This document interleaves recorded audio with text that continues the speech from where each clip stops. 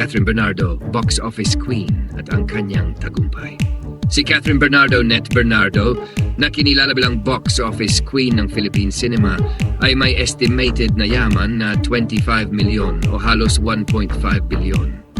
Isa siya sa pinakamataas kumita sa industriya ng showbiz na may taon ng kita na umaabot sa 6 to 10 milyon mula sa kanyang mga blockbuster na pelikula, endorsements, negosyo at iba pang proyekto. Kilala rin siya bilang isa sa pinakamakapangyarihang personalidad sa Philippine entertainment na patuloy na nagtatakda ng mga bagong standard sa industriya. Pinakamataas na kita ng pelikula. Ang pelikulang Hello, Love Again ang highest-grossing film sa kasaysayan ng Pilipinas na kumita ng higit 1.5 bilyon sa ticket sales. Ang kanyang pelikula namang Hello, Love, Goodbye ay nasa ikatlong puwesto bilang highest-grossing Filipino film na may kita na 881 milyon. Dagdag pa rito, ang kanyang pelikula na The House of Us ay kumita ng 810 milyon na naging dahilan ng kanyang pagkilala bilang kauna-unahang aktres sa Pilipinas na may tatlong pelikula na nakaabot sa 800 milyon pataas. Ang mga pelikulang ito ay nagtatampok hindi lamang ng kanyang husay bilang aktres, kundi pati na rin ng kanyang lakas bilang higanteng puwersa sa takilya, isang bagay na hindi pa nagagawa ng sinumang artista sa kasaysayan ng Philippine cinema. Mga tagumpay sa telebisyon. Mula sa pagiging child star, si Catherine ay naging pinakatanyag na leading lady sa telebisyon. Kabilang sa kanyang mga hit na teleserye ay Mara Clara, Princess and I, at Pangako Sa'yo. Noong 2022, pinatunayan niyang siya ay hari rin ng digital platform sa pamamagitan ng Too Good to Be True na naging pinakamapanood na serye sa Netflix Philippines at nakakuha ng mataas na rating sa Kapamilya Channel. Ang seryeng ito ay nagpatibay sa kanyang legacy bilang isang artistang kayang magtagumpay sa tradisyonal at modernong media platforms at pagkilala. Hindi matatawaran ang dami ng mga parangal na natanggap ni Catherine mula sa mga respetadong award-giving bodies.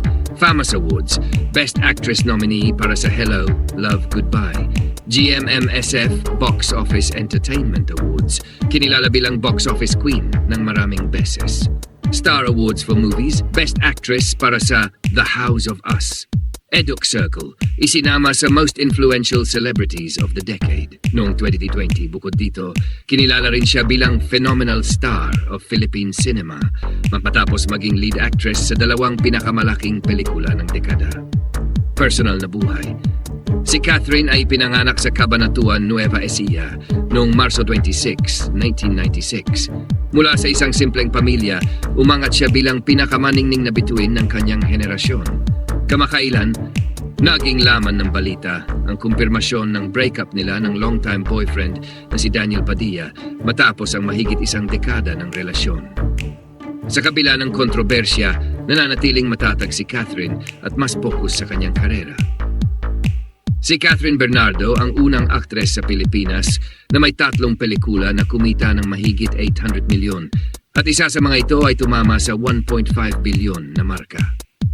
Sa kabila ng kanyang tagumpay, patuloy siyang naghahanap ng mga bagong hamon sa kanyang karera bilang aktres at negosyante.